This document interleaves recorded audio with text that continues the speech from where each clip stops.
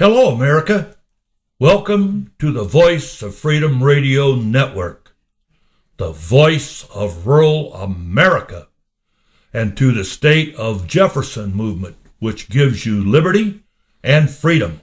Our studios are located in Alturas, California, right in the heart of Modoc County. Our environmental message is the 3 C's plan: clean air, clean water, and yes, common sense. We cherish our Constitution, Declaration of Independence, and will not give up our God, guns, property rights, or any of our freedoms. You can hear our radio program on this station every Saturday at 12 noon, right after Rush. Or visit our website, thevoiceoffreedomradio.com. Again, thevoiceoffreedomradio.com, to keep you informed. I'm Doug. And I'm Ross. And I'm Anthony. Ross, you're sitting here and you're chewing on an old piece of something and you got something to say. Yeah, Doug. I'd like to give a shout out to the editor of the Mountain Echo, Mr. Walt Caldwell. His editorial this week brought out an issue in Shasta County that requires investigation. There's something amiss when Shasta County has to advertise public meetings in Modoc County. Thanks to Miss Janet Chandler and Walt Caldwell for opening up an issue that needs to be exposed. You don't think we could let them have our DA up here to help them out, do you? Well, I think Walt needs to pursue this issue more. Ladies and gentlemen, as we advertised last week, if you went on Facebook, you would understand that we put something on there to let our listeners know what our program was going to be about and the importance of bringing out the truth about the Hammonds. And ladies and gentlemen, we're here. We've got the information.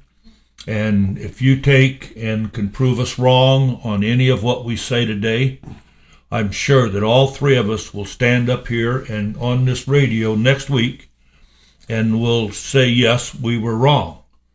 And that's more than the local politicians had ever thought about doing. So what you're suggesting is that we review the history of the Hammond Ranch and their difficulties with BLM to understand why they eventually went to jail and why the Bundys are up there protesting, right? That's correct. Well, folks, what we need to look at in terms of the whole issue up in Burns is the history of Dwight and Susan Hammond and their efforts to be ranchers. It began in 1964.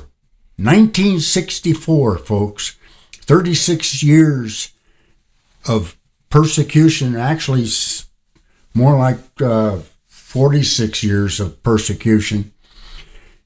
The Hammonds bought the ranch in 64 and were doing well. They ran as many as 300 head of cattle at one point in time. Yeah, I seen that in that report. That's outstanding. It is. They were successful. Why are they being persecuted today? The answer is simple. They were too successful. And BLM wants the land. Well, that's it. BLM wants the land. They have other ulterior motives. The stated purpose of the BLM is to improve the habitat, but even the BLM's own research points out that the ranchers, the private land, was preferable to the wildlife as over and above the BLM managed land. Well, it's interesting, Tony, because in 1970, the BLM suggested, along with Fish and Wildlife Service, that the cattle were not conducive to wildlife. Yeah. That was completely contrary to what the facts were. Well, Yeah. what did they have when they got that ranch? They must have had some rights with it. Water rights. According here, they had 4 grazing rights on private ground. A small ranch with 3 water rights. That's about 53 miles south of Burns, Oregon. Well, what really happened was that someone in BLM management decided that they could do a better job of husbanding the land than the Hammonds could, and they set about systematically thwarting the things that the Hammonds were trying to do, trying to cause the Hammonds enough grief that they would relinquish the land to BLM. That's been the history of BLM in the valley, and many other ranchers have knuckled under the BLM policy and have allowed their ranch, their property, to go to BLM. The Hammonds have fought that tooth and nail, and up until recently they've been successful. But there's been no level that BLM won't sink to try to secure the land, to try to force the ranchers, including the Hammonds, off their land. And well, Tony, there's a lot of the ranchers up there, other than the Hammonds, over the years, that refuge up there now covers 187,000 acres. what did it start out at? Do you have those numbers? No, I don't, but it was way up there. It's 37 miles long and so many miles wide. That's a whole heap of Oregon ground. But look at it.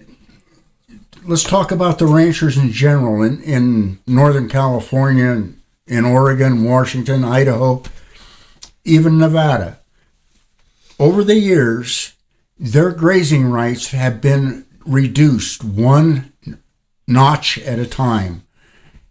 Why? Because the BLM and their misguided efforts think they know better than the rancher who's been on there for 4 or 5 generations, who was educated the hard way on how to keep his land viable. But them ranchers up there around that Melga Refuge, over the years, they've been unsuccessful, and BLM has actually taken over that whole amount of ranches up there, and they've constantly approached the Hammonds to come up and sell that ranch they got, and the Hammonds keep saying no.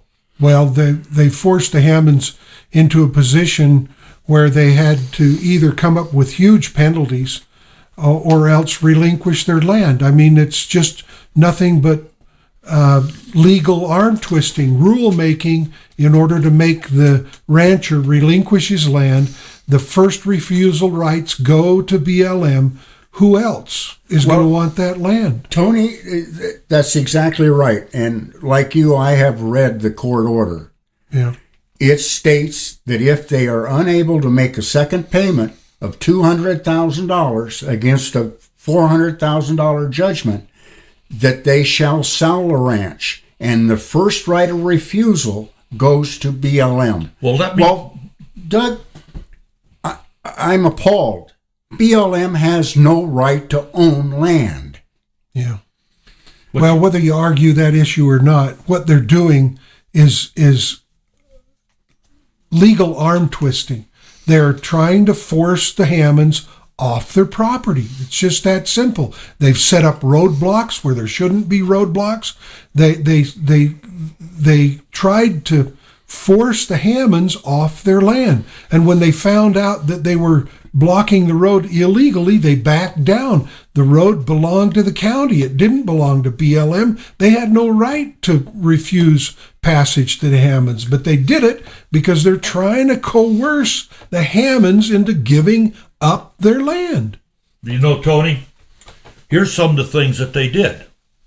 During the 1970, Fish and Wildlife Service teamed up with the BLM. They changed the tactics to get the ranchers to sell. Now, what was some of them tactics? Ranchers were informed grazing was detrimental to wildlife and must be reduced. What did they do? 32 out of the 53 permittees were revoked, and many ranchers were forced to leave. Grazing fees were increased. Yeah, but when those ranchers left, who got the land, Doug? Oh, you ready? All three? Ready? BLM. That's what they wanted. They're trying. You know, these tactics, if you know a little bit about history, you know that in Europe, the kings would employ exactly the same tactics. They saw a piece of land that some serf was living on and profiting on, and they liked it. They'd use the same tactics to force them off. This is old news, folks. This is what the kings did to the paupers in Europe. This is why we got the United States of America. So the tyrants couldn't force us off our land. And now they're doing the same thing under the guise of a government agency. But what BLM did was, all them ranchers that they forced to out and to sell probably 10 cents on a dollar, those ranchers in the meantime had set up an irrigation system. All of them got together and set up an irrigation system. They would actually be able to irrigate their meadows.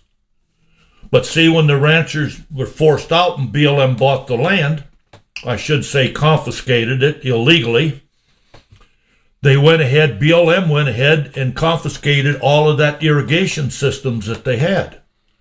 And they said it was theirs. Well, what they did was, instead of irrigating the meadows, they went and flooded a place up there where the lake was, and what did it happen? The lake come up, and on the other private property ranchers, they were flooded. They can't make a living. They can't make a living. So what did they do? Again, another heavy hand on the part of BLM to force the people out. The ranchers was going to lose everything. They said, "Here, BLM, buy us out," and they did. And they left. Well, let's take a look at the BLM side of the issue for a moment. BLM, misguided as they are, decided that they knew better than the rancher how to take care of the land. They proved themselves wrong over time. They did a research. BLM did a study to determine who was managing the land better, BLM or the private owners. And they were stunned to discover that the wildlife preferred the private land 13-1. In other words, the animals were more likely to migrate to the privately controlled land because it was better habitat, better managed than the BLM land. BLM did that research.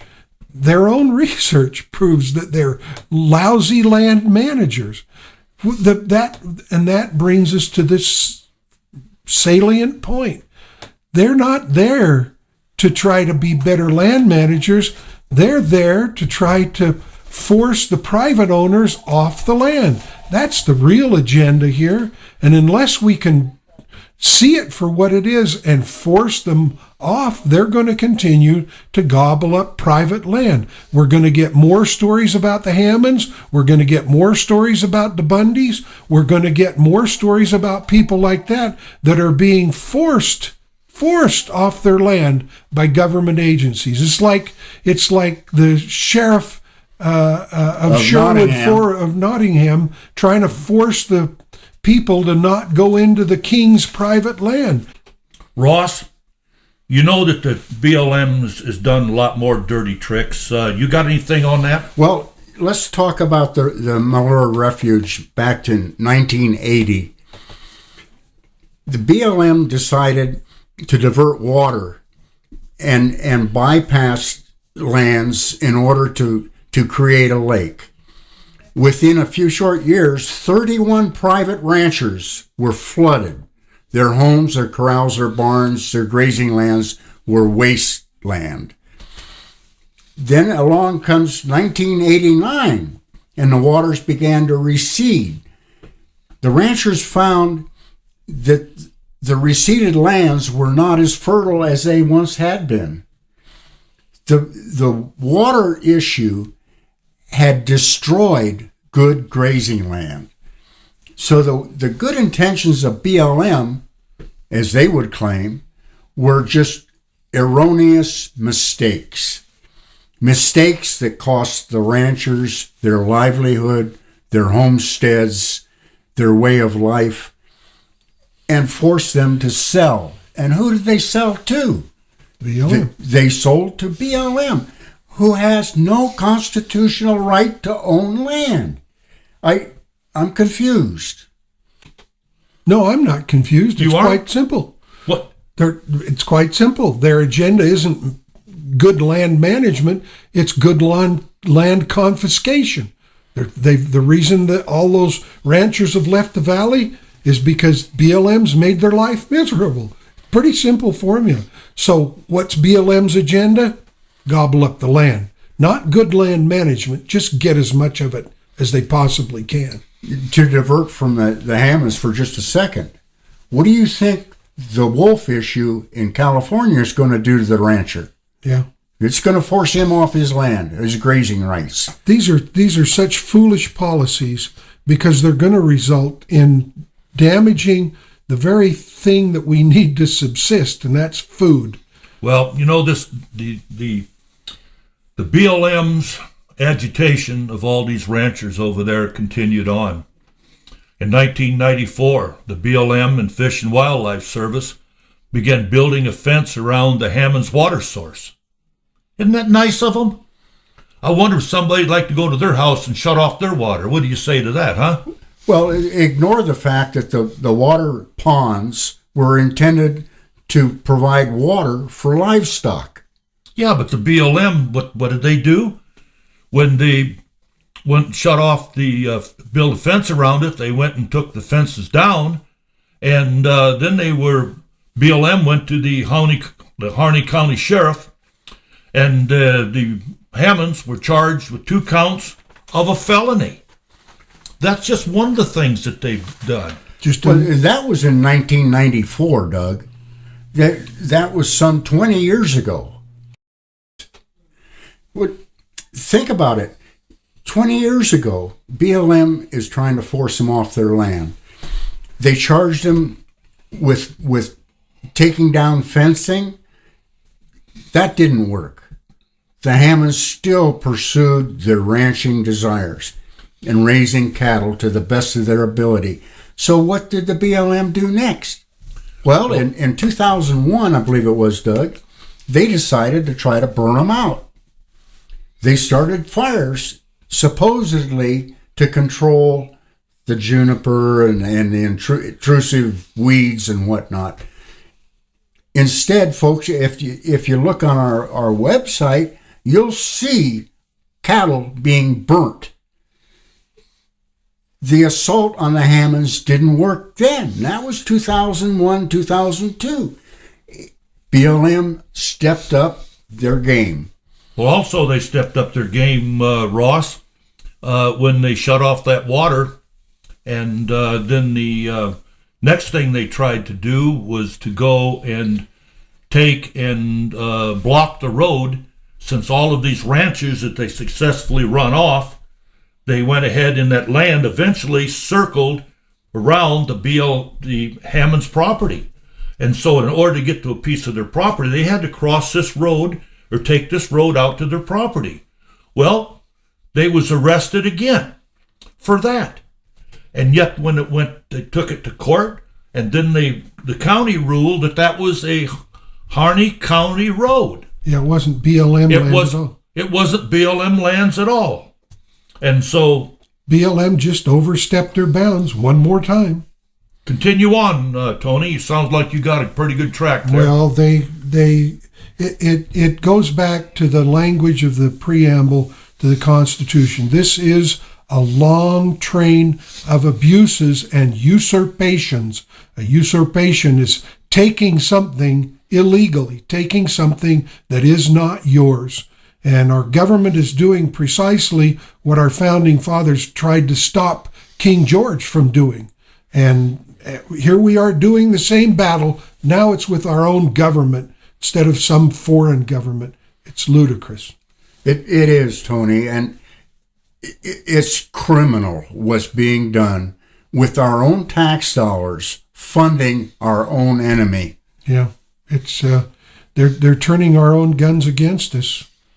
Well, let's go back, Ross. You mentioned a minute ago about that fire that was in 2001. I think the people really need to hear the fact is that the BLM, after the Hammond started a fire on his place, like you said, to do the weeds and burn the grass off and like that, They've used that procedure up there for years and years and years and years. It's called a controlled burn. Well, now they don't call it controlled burns; they call it prescribed burns. Oh. That's a they're trying to. Well, they're trying to sidestep the issue of lost control. Yeah. But then what happened? Since the Hammonds, every time the BLM tried to get onto the Hammonds, they went to court and about the road. They had water rights. The BLM wanted that. He went to court. He got that. Made him say, uh-oh. So then what happened when he did that burn in 2001, it went off his property on some more BLM land he leased, and he burnt, there was 130 acres, I understand, somewhere about that. But did they leave it alone? Well, no. Who put that fire out, by the way, Doug? It wasn't BLM, it was the Hammonds. The Hammonds took care of it, didn't they? Yes, they did. And the judge said what? The judge they went to the sheriff and they went and took it to the DA, and the DA in Harney County told the people he wasn't going to prosecute the Hammonds because they really didn't do anything wrong. That was, They simply started a backfire to put out the fire that the BLM started. And people need to know this happens all the time. A controlled burn, a prescribed burn, whatever term you want to use, can easily get out of control. What BLM is saying, if we make a prescribed burn and it gets out of control, oh well, that happens, right? But if the public does it, if a private rancher does a burn and it gets out of control, holy cow, prosecute the sucker. Don't let him get away with it. But they have an entirely different standard for themselves than they apply to the private landowners. They don't care that a ranch house may go up in smoke. They've burned people out. They have. And we've shown it to the listeners on our website. it's right there. On thevoiceoffreedomradio.com. But folks, the BLM is not going to stop. The Forestry Service is not going to stop until they have absolute, say it, Doug, say it, Tony, control. Yeah. It's all about control. But see, that wasn't the only burn, because in 2006 now, that one we just talked about was in 2001, but in 2006, they had lightning storms up there, and the lightning set some fires over on the BLM land over there where he had it a permittee on it, okay? So the wind was going right toward the Hammonds Ranch and all their grass. So the Hammond went over there and he set a backfire, and that backfire put out many fires that the lightning started. It saved the other ground. It saved the Hammonds Ranch. And guess what? What did the BLM do? Charged them with domestic terrorism. That's right, folks. The Forest Service uses the backfire principle all the time. When a wildfire gets away from them, a backfire is a handy way to stop. It's a small fire that you start in order to keep the big one from progressing. Common practice. How they can justify calling that terrorism is beyond me. What we have here, people, is a government agency that is out of control. It's a juggernaut, and it's going to get all of us if we allow it. The ranchers out there, like the Hammonds and the Bundys, are just the first. They're just the front lines in this battle. Pretty soon they're going to come after your quarter acre of ground in suburbia, and they're going to come after you and find a way to get to you. But it may be a controlled burn. Yeah. But that 2006 burn, he saved all of that, but BLM weren't happy. They went into Harney County, and here they got the good old sheriff again. Well, they're looking for an excuse to prosecute this man, and it's the slimmest possible legal leverage that they use. It's laughable, except that their minions in the local government go along with it. But anyway, what happened the second time, they went and got the sheriff, and they came out and arrested both of them. And I think it was the father. He had to spend it all night in jail in Harney, and they hauled him off all the way up to Portland. He had to spend all night in jail up there. He went before a federal magistrate, and they turned him loose. They never said anything about it. It was all just, hey, you can go home. Yeah. No, I'm sorry. No, we made a mistake. No, gee, we apologize. Just, well, you're free to go. Well, what happened was then later, the BLM wasn't happy. So what happened? Mr. Obama appointed a U.S. attorney up there in Oregon. Her name is Amanda Marshall.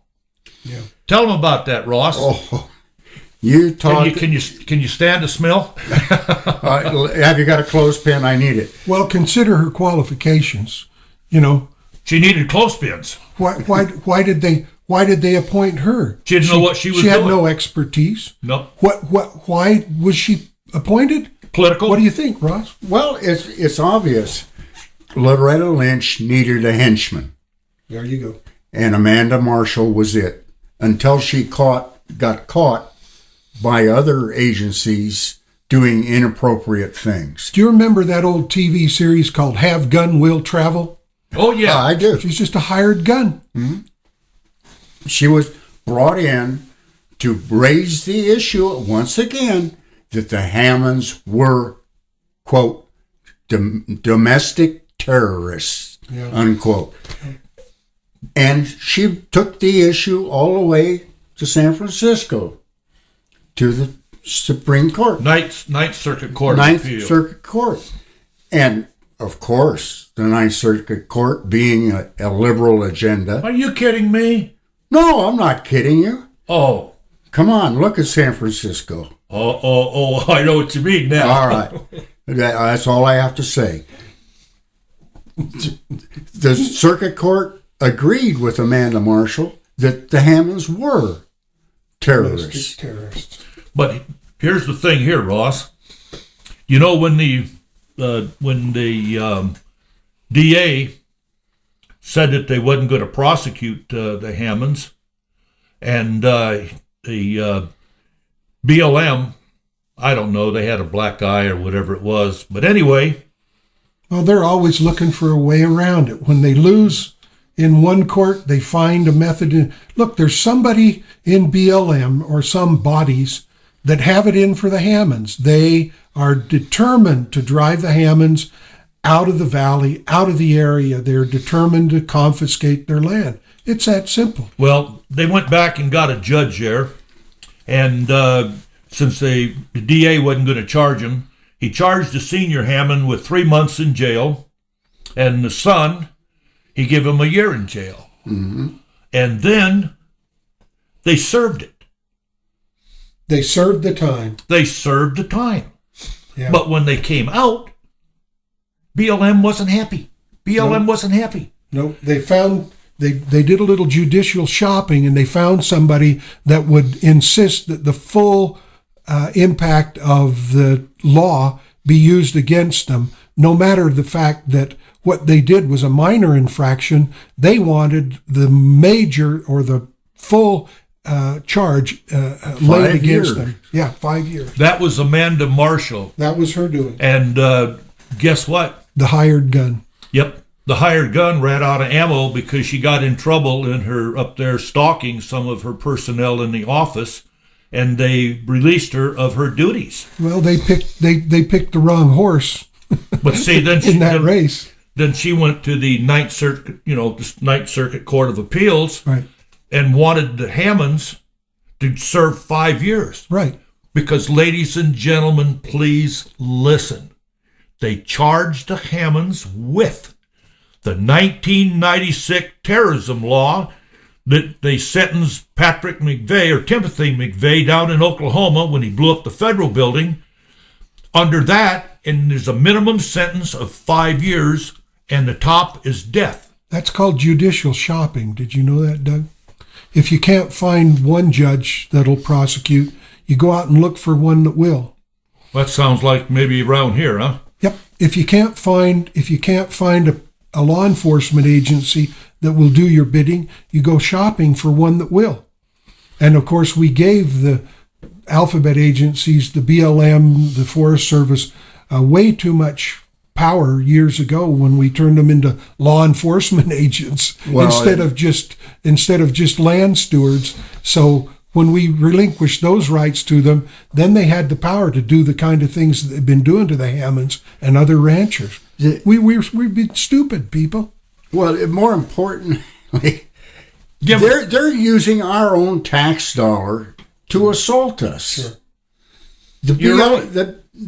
The 3-digit or 3-letter agencies, and I lumped them all together, the BLM, Forestry Service, the ATF, the whole bunch of them, use our own tax dollars against us. Well, that's true. Well, it's about time to say enough's enough. Look, something that always happens historically, Ross, when a government is established, it's established to protect the people.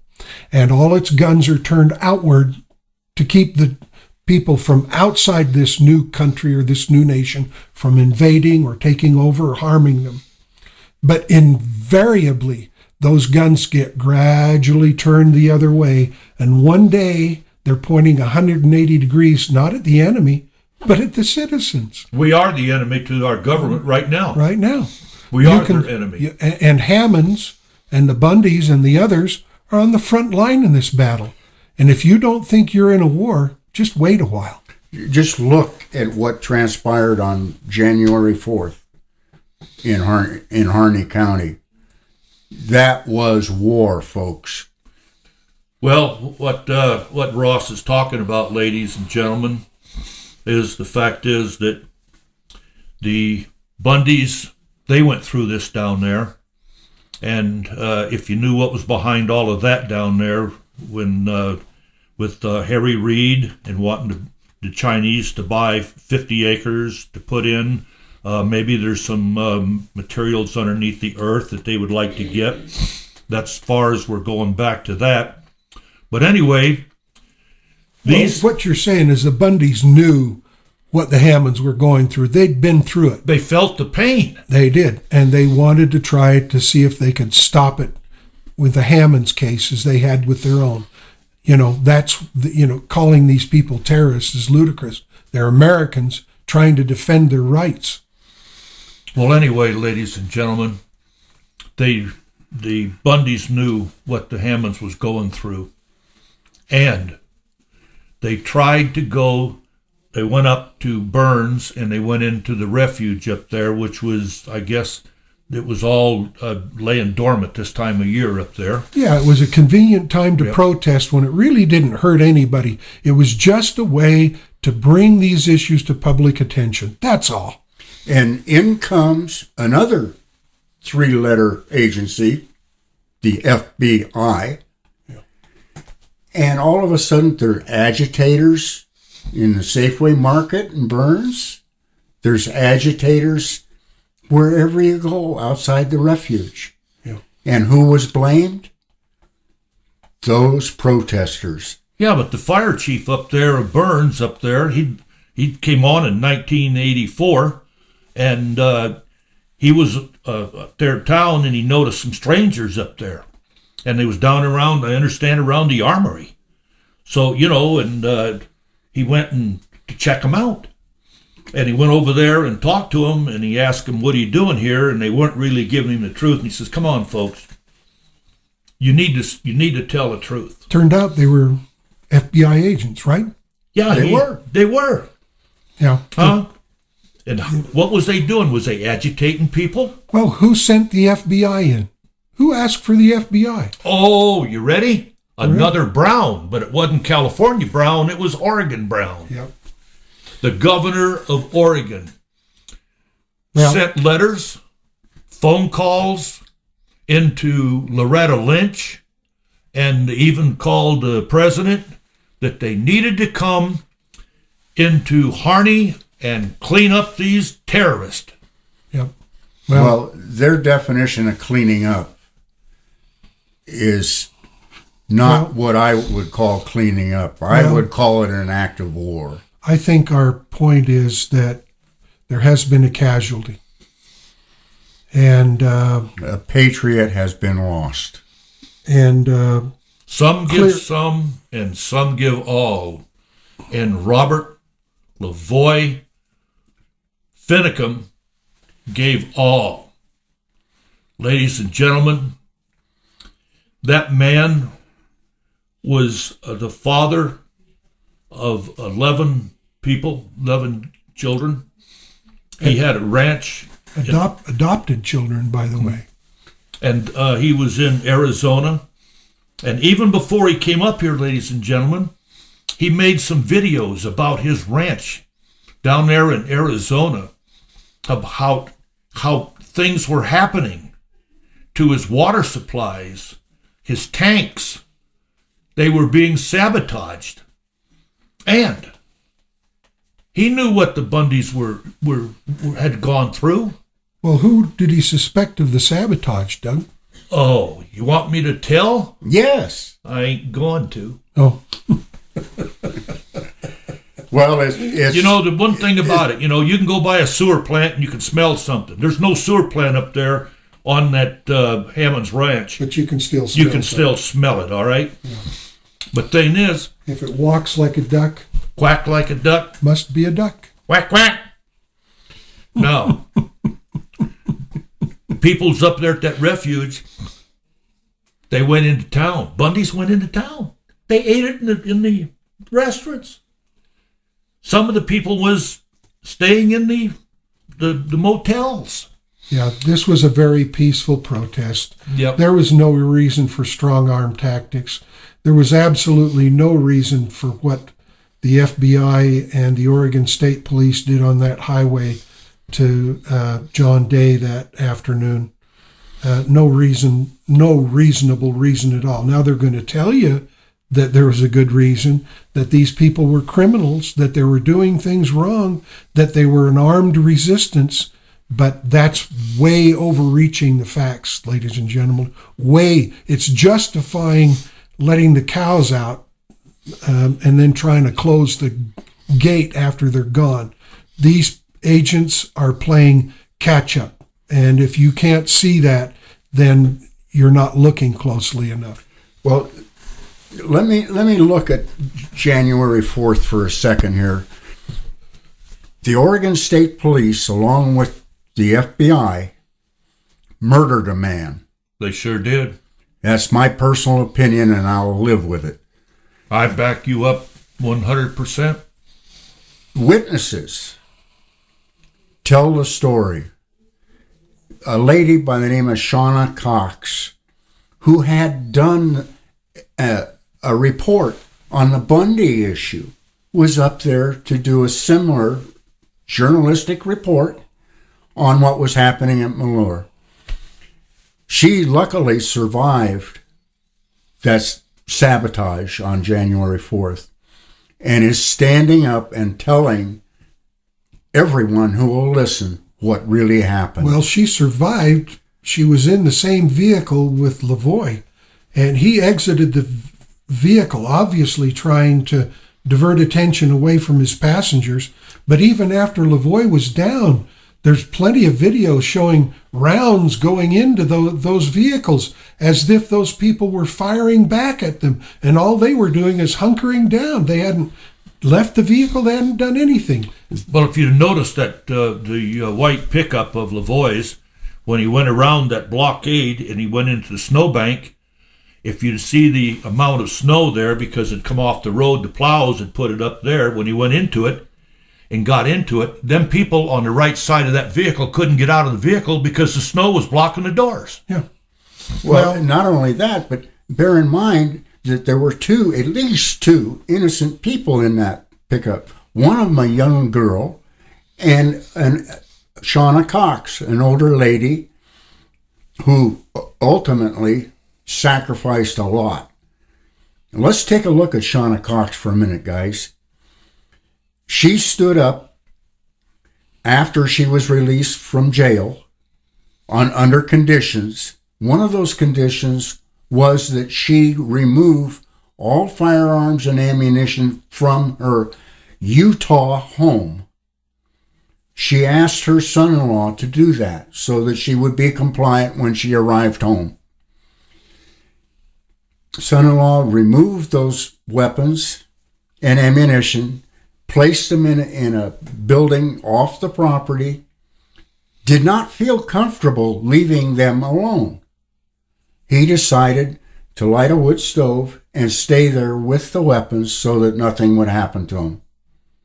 They found his ashes, folks, in the remains of that building. How, why, and where it caught fire, maybe the Utah State Fire Marshal will be able to tell us. We certainly hope so. But it looks fishy to me. That's just Shauna Cox. What about other people who were in that white pickup? Well, Ross, that's called collateral damage in law enforcement. In other words, if you make a mess, you try to go around and clean it up. Is that why all of a sudden there was a 9mm semi-automatic handgun found alongside of Lavoie? Could be. You know, they sanitized Waco and they sanitized Ruby Ridge. And you can look at that video up here on the ambush on 395, and you can see people shooting into that vehicle. And it's before there was, far as we can tell, and we will stand beside this message, there was not one round of fire coming out of that truck, that vehicle, or from Lavoie Finicum. The only firing was being done by government agents. Oh yeah, by government agents. And I have a personal question for every one of those agents who were present at that issue. What is it, Ross? Can you sleep at night? Yeah, it's bad. It's pretty sad when men will take a salary to do a tyrant's bidding and not use their own conscience, who will simply follow the rules because they don't want to lose their income. I have no respect for that kind of person. Do you, Doug? No. Nor do I. And I don't have a respect for that sheriff up there in Harney County that's not a constitutional sheriff. He was appointed. What contacts did he ever have with BLM? Did he ever work for him? But you know what, ladies and gentlemen? We have the constitutional sheriff up in Grant County, Oregon.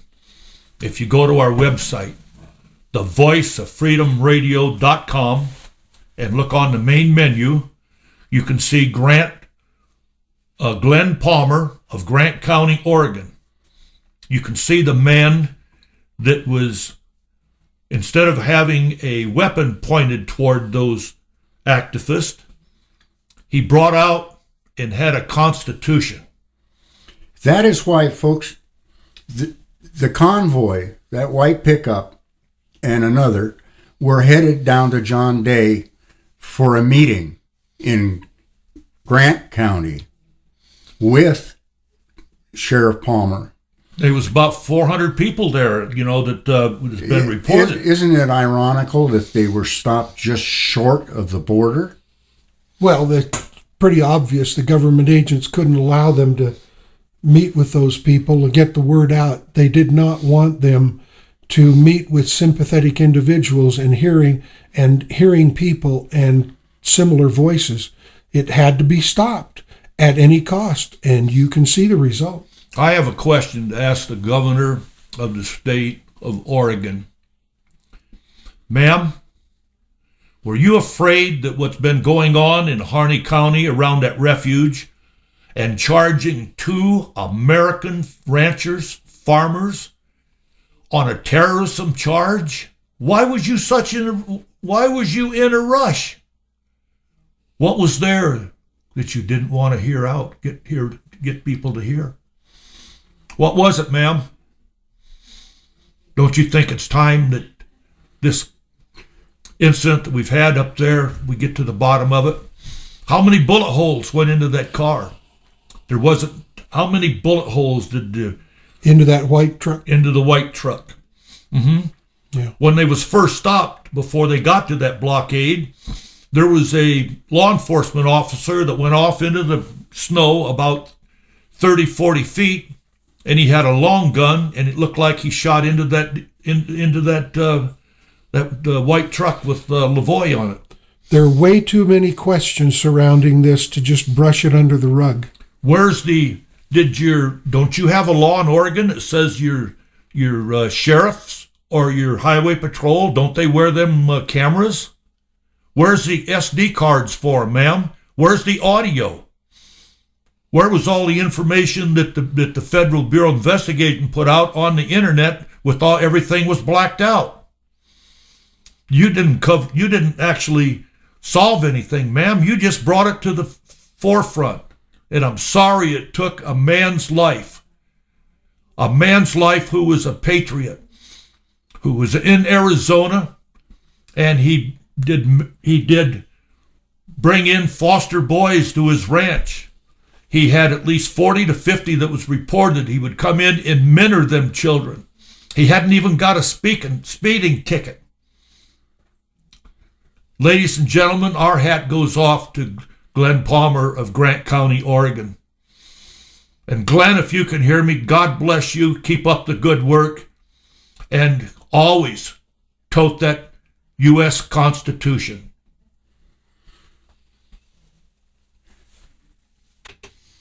Doug, isn't it about time for a commercial? Yeah, I got to wipe my eyes first, though, Ross, I'll tell you. You're listening to the Voice of Freedom Radio.com. Our radio programs can be heard every Saturday at 12 noon on KCFJ 570 AM, or you can listen anytime to our website at thevoiceoffreedomradio.com. Ladies and gentlemen, Lavoie Finicum is and was a true patriot. And we'd like to close this show out with a tribute to Mr. Finicum. May God bless you, and may you rest in peace. Ladies and gentlemen, this man was a true patriot. Some give some, and some gave all. This didn't have to happen, folks, but it did. And it's going to continue to happen unless you people out there, and all of us, speak out, take a stand, and take our country back. Can you appreciate what this man did for you people? Or are you going to let his death go in vain?